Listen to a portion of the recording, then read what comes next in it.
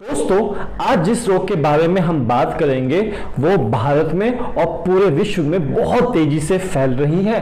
और जब यह बीमारी आती है तो अपने साथ कई रोगों को लेकर आती है, चाहे वो मोटापा हो, चाहे वो रक्तचाप हो, चाहे वो हृदय का कोई रोग हो। नमस्ते दोस्तों, मैं हूं राहुल जैन, आपका हेल्थ एंड वेलनेस कोच। मेरा विजन है 1 करोड़ लोगों को इंस्पायर करना टुवर्ड्स द हेल्दी लाइफस्टाइल।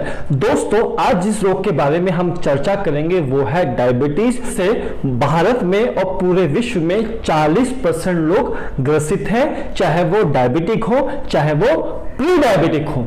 यह रोग अपने पांव पूरी दुनिया में इतनी तेजी से फैला रहा है कि अगर हमने इस पर अंकुश नहीं लगाया तो आने वाले 10 सालों में तकरीबन 2 में से 1 व्यक्ति इस रोग से ग्रसित होगा। पहले हम देखते थे कि डायबिटीज 60 साल की उम्र के बाद ही हुआ करता था, वो भी हजारों में से किसी एक को। लेकिन आज की स्थिति क्या है कि आज एक नौजवान लड़के को, जिसकी उम्र कुल 20 साल है, उसको भी यह रोग हो रहा है और वो जिंदगी भर अब दवाइयों के सहारे ही अपना जीवन काटता है। एक बार को हम यह कह सकते हैं कि एक बार को वो अपने घर वालों को भूल सकता है, लेकिन आज की स्थिति ऐसी है कि वो डायबिटीज से जुड़ी दवाइयों को नहीं भूल सकता। दोस्तों, अगर हम अपनी जीवन शैली को सही कर लें और साथ में श्वेत धान्य मिलेट्स का सेवन स्टार्ट कर दें तो 6 महीने के अंदर ही हम अपनी डायबिटीज को रिवर्स कर सकते हैं। आपने बिल्कुल सही सुना है, हम 6 महीने के अंदर ही अपनी डायबिटीज को रिवर्स कर सकते हैं, चाहे आप इंसुलिन पर क्यों ना हो।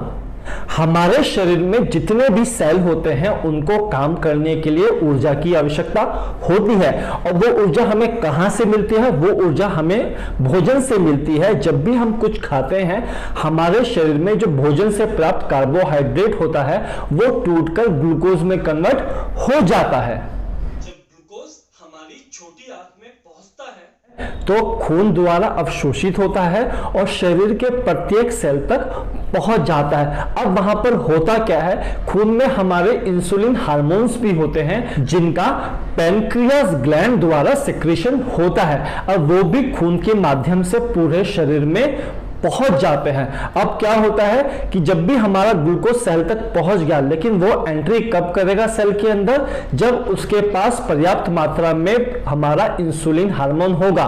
तो इंसुलिन हार्मोन के द्वारा ही हमारा ग्लूकोज सेल के अंदर एंट्री कर पाता है। अगर इंसुलिन की मात्रा पर्याप्त नहीं होगी तो ग्लूकोज सेल के अंदर एंट्री नहीं कर सकता। अब जब यह ग्लूकोज हमारे सेल के अंदर एंट्री कर लेता है तो ऑक्सीजन की प्रेजेंस में यह ग्लूकोज टूटकर कार्बन डाइऑक्साइड गैस, वाटर और साथ में ऊर्जा का निर्माण करता है, जिससे हमारा पूरा शरीर चलता है, जिससे ही हम काम करते हैं। चलिए अब जानते हैं कि हमारे शरीर में डायबिटीज होने के क्या क्या प्रमुख कारण है। तो इसमें सबसे पहले आता है सेडेंटरी लाइफस्टाइल। अगर हम 50 वर्ष पूर्व की बात करते हैं तो प्रत्येक व्यक्ति औसतन प्रतिदिन 18 किलोमीटर चलता था, वहीं पर आज के समय पे यह औसतन चलना 0.8 किलोमीटर से 1.8 किलोमीटर कुल हो गया है। साथ में ही हमारा शारीरिक श्रम भी बहुत कम हो गया है। हुआ क्या कि हमारा शारीरिक श्रम तो बहुत कम हो गया है, हमने चलना फिरना भी कम कर दिया। अब सारे घर में मशीनें भी ऑटोमेटिक आ गई है, ऑटोमेटिक वॉशिंग मशीन है, ऑटोमेटिक ओवन है, हर चीज ऑटोमेटिक है। लेकिन हमारा खान पान पहले से बहुत अधिक बढ़ चुका है। हम सुबह 10 बजे भी नाश्ता करते हैं, 11 बजे भी नाश्ता करते हैं, दोपहर को 1 बजे लंच करते हैं, शाम को चाय भी लेते हैं, रात को डिनर भी करते हैं, पूरे दिन कुछ ना कुछ खाते रहते हैं। तो अब हमारे शरीर में पहले के कंपैरिजन में फूड इंटेक ज्यादा है और शारीरिक श्रम कम है।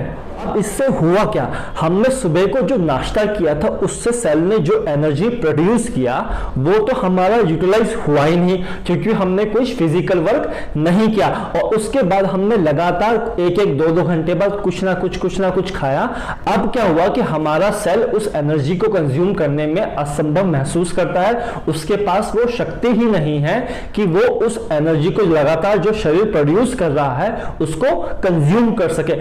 ऐसी अवस्था में होता क्या है? ऐसी अवस्था में होता है कि सेल उस प्रोड्यूस एनर्जी को खून में वापस लौटा देता है, यानी कि जो ग्लूकोज हमारे खून से सेल के अंदर प्रवेश करता है, अब सेल क्या करता है, उसको वापस खून में पहुंचा देता है, क्योंकि वो उसको एक्सेप्ट नहीं कर सकता। इसी कारण से धीरे धीरे खून में ग्लूकोज की मात्रा बढ़ने लगती है और यह प्रमुख कारण बनता है डायबिटीज होने का। अब इसका उपाय क्या है? इसका उपाय यही है कि हमें अपना फिजिकल वर्क अगेन दोबारा से बढ़ाना पड़ेगा।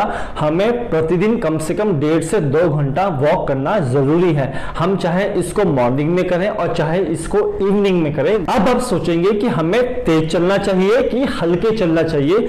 इसमें मैटर यही करता है कि आपको कम से कम 1.5 घंटा 2 घंटा चलना ही है। यह मैटर नहीं करता कि आप तेज चलते हैं या हल्के चलते हैं। अगर आप तेज नहीं चल सकते तो आप हल्के हल्के भी चलिए, लेकिन कम से कम 1.5 घंटा 2 घंटा चलिए जरूर।